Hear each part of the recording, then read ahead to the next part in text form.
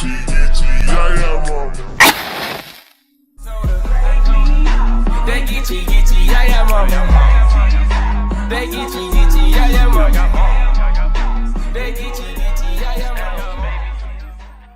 you all, I'm BlaqueWitchYaya. Thank you so much for tuning into this video, and by your suggestion, we are going to break down the movie The Craft, the older one first, and I'll think if I'll do the newer one. While I tell you all about The Craft, I am going to be making my crystal dry rub because, like always, we are running low. I'm going to need to get a bigger pot because at this point in every single video I have to make this crystal dry rub, which is fine because it helps me actually remember what happened in the movie or what I need to talk about.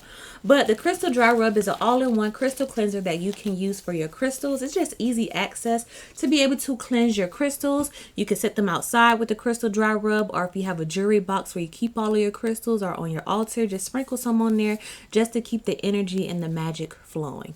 But let's talk about Sarah. Sarah is new to Los Angeles from San Francisco. Her dad just up and wanted to move with their stepmom to a new city, I guess for a fresh start, because Sarah's mom did pass away at birth while giving birth to Sarah. So maybe they just wanted a new scenery, and that's exactly what happened. So now Sarah finds herself at a new Catholic school in Los Angeles. Now, mind you, this is a Catholic school. So let's introduce you to some of the students that are there. There are 3 young ladies who are a little bit different than everyone else at this Catholic school. In the movie, they are portrayed as the stereotypical awkward girls that are just like very different. But these young ladies go by the name of Nancy, Bonnie, and Rochelle. Of course, Sarah's going through that new girl phase. So she's sitting in class one day and she's able to balance her pencil just on the lead on the table and make it turn around in a circle just by her mind. So of course, Bonnie notices that. She's one of the young ladies in the circle that I was telling you about. So she immediately goes to her other friends and she's like, we have our 4th member. And you may be wondering, like, okay, are they trying to create a clique or something to be cool in the school? Like, what do you mean they're 4th member? So these 3 young ladies are witches, and they use the elements of nature to conjure up their power. But like I said, there's only 3 of them. So of course they need a 4th member for the 4th element of nature. And I guess that's what they've been waiting for. They knew they couldn't really conjure up anything perfectly until they had that 4th individual. But Nancy, she's kind of like the ringleader of the group. She kind of gives her the cold shoulder when she first meets Sarah. She kind of blows Bonnie off like, I don't know about her. But eventually she's proven to be like, listen, I'm a witch. Y'all need me in y'all circle. So after a little bit of hazing, the girls link up, and then after school, they make their way to their local Botanica, which is a spiritual shop. Now, some of you guys may not have a Botanica in your area. And if not, that is okay, because you can get all of your spiritual items from BlaqueWitchYaya.com. I have candles, incense, sage, crystals, all the things of the things, so you can get your spiritual fix from BlaqueWitchYaya.com. But they go to their local Botanica shop, and y'all, this is the shop that they actually steal from. Now listen, y'all don't judge, okay? If you steal, you steal. That's between you and them, okay? But one person, one place, one situation you do not want to steal from is any type of religious store, spiritual store, because that's literally stealing from the person, their business, and spirit. And that's one person you don't want to mess with. But anywho, so they usually steal from the shop. So the lady's kind of up on game, and them ladies come in there and they steal. But she notices that they have a new friend with them. So Sarah, of course, like I said, she's new to the area. So she's exploring around the shop. She's never been in the shop like that before.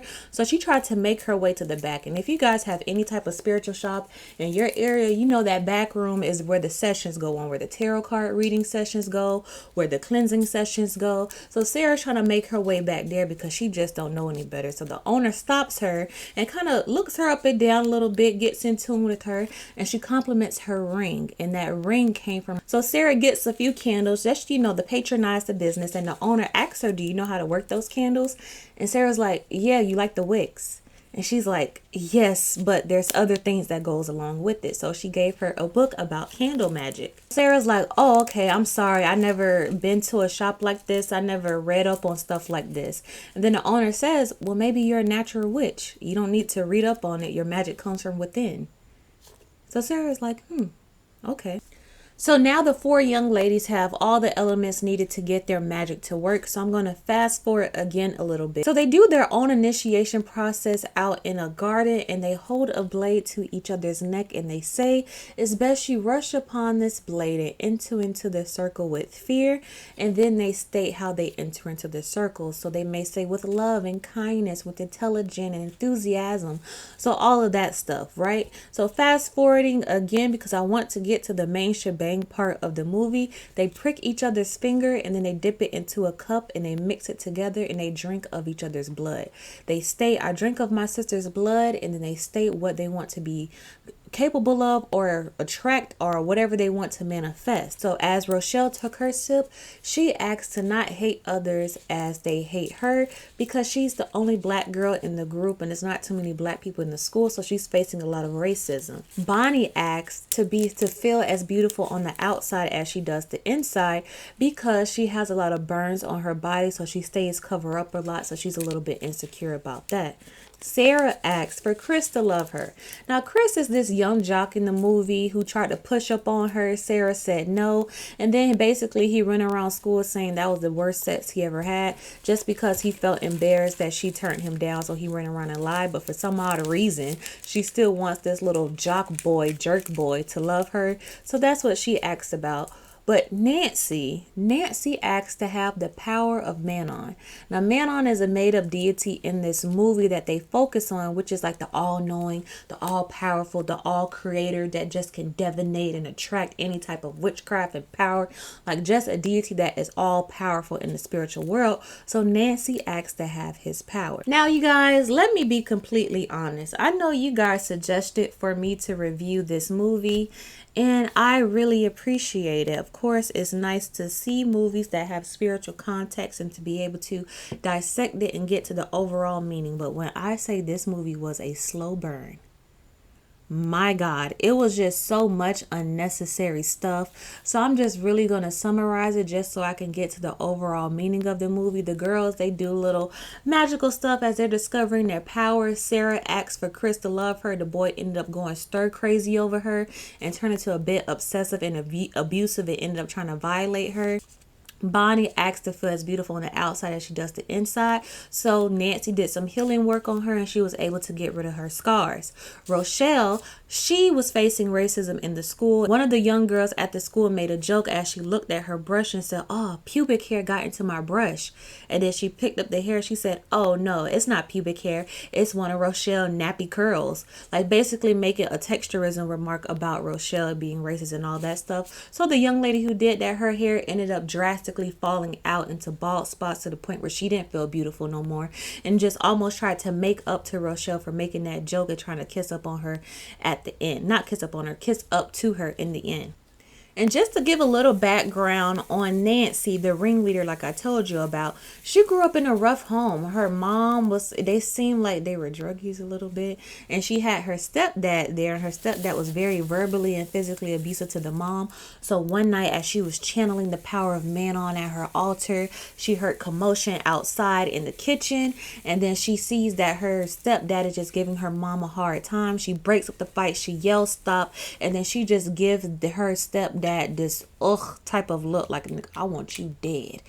And that's what happened. He ended up having a heart attack and dies, but he had insurance money. So Nancy was growing up in this little rinky-dink home. The stepdad died, and the insurance money goes to her and her mom, so they're able to get a nicer place. Beautiful, beautiful, beautiful, right? But things start taking a turn. Rochelle, she starts to feel bad because the girl hair is falling. Her name was Laura. Laura hair was falling out so bad. Sarah is like, okay, I wanted Chris to love me, but now this boy is getting delusional and starting to get abusive. And then Nancy, she was kind of the one that was enjoying the process all along. She was a little bit jealous of Sarah when she said that, "Oh, I want Chris to love me," because Chris used to be up on her too, but then she found out that he was a jerk or it didn't work out, whatever. So she's kind of like, "You want Chris to love you? Chris used to love me. Curtis was supposed to love me." But getting to the moral of the movie, because I can sit here and try to make it sound interesting all day, but I don't know if it just disappointed me or just not what I expected. I did not like this movie, but it had a good overall message. So you heard earlier how Nancy was trying to conjure up the power and have Manon possess her. That's exactly what happened. She got too stir crazy with the power, became a little bit evil and conniving and abused the power. Sarah then finds out from the botanical owner that her mom was a witch, so she's able to connect with her mom. They didn't dive into it as much as I would like. Maybe her mom come to her like the spirit world, give her guidance and what to do. Sarah and Nancy get into a battle because Sarah started not to feel what Nancy doing no more. She's getting a little bit crazy. She's trying to check the girls like, listen, I know we have this power, but I feel like we're abusing it. And Nancy like, girl, I've been waiting to do this for the longest. I'm trying to be like Manon. I want to be the top notch when I enter into the spirit world. And I'm going to utilize him and utilize the powers he gave me to get everything I want in this physical world. So she started to get stir crazy in her power. They have a full on battle. Sarah ends up being able to channel Manon herself. So now it's Manon against Manon, good versus evil. And then, of course, Sarah wins. And then Nancy ends up going to the house. Or I'm not sure what's the appropriate term to call it. She ended up going to a facility where they wear all white strappy women with cushioned walls because she got a little bit too obsessive and stir crazy with the power. Let's get into the moral of this movie. My Lord. The only reason I still wanted to do this movie because it has a good moral and a lot of things that we could take from. When it comes to the spiritual world, you do have access and you realize the power that you have from within you, but it's important not to abuse it. Just because you know how to do a protection or a throwback or just because you know how to do certain spells does not mean you need to go around throwing out bad juju at everybody and throwing out spells at everybody just because you feel jealous of them, just because you want them to go down. You still cannot abuse that power because everything you send out into the world will come back to you. So you may see someone that you're jealous of, or they may be doing this and doing that, and you feel the need to throw a spell out to them. If it's come from an envious and evil place, know that it's going to come back right to you because yes, you're in tune to the spiritual world. Yes, you know how to do certain things, but karma's still gonna karma at the end of the day. So if you're doing anything with ill intent, do not abuse the power and the access you have to the spirit world. That is the main reason why I still want to review this movie, because I know at the end I like to do a lesson at the end. Do not abuse the power and the knowledge that you have. Use it for good. Use it to protect yourself.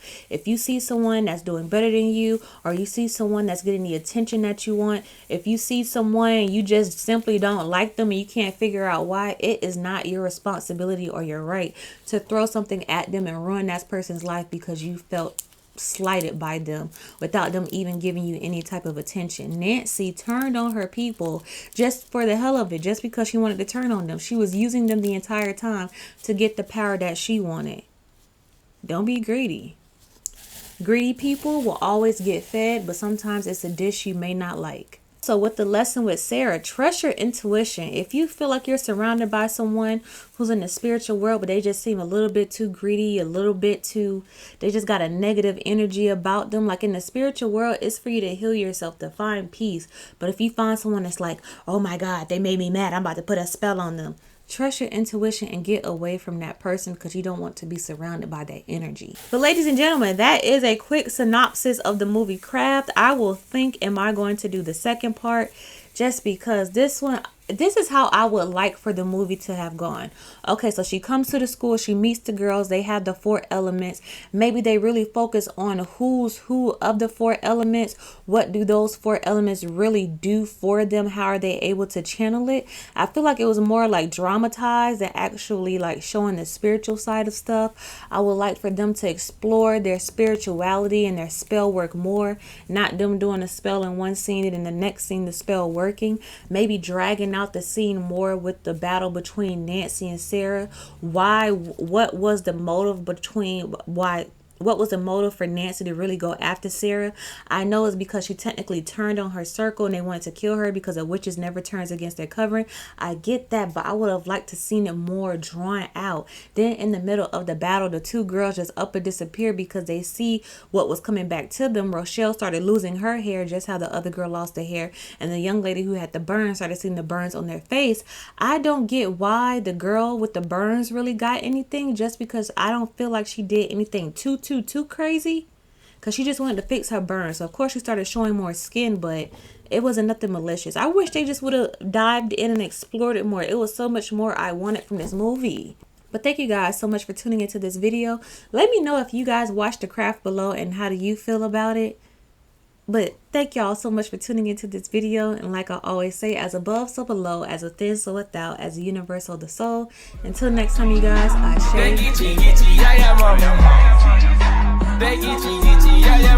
share.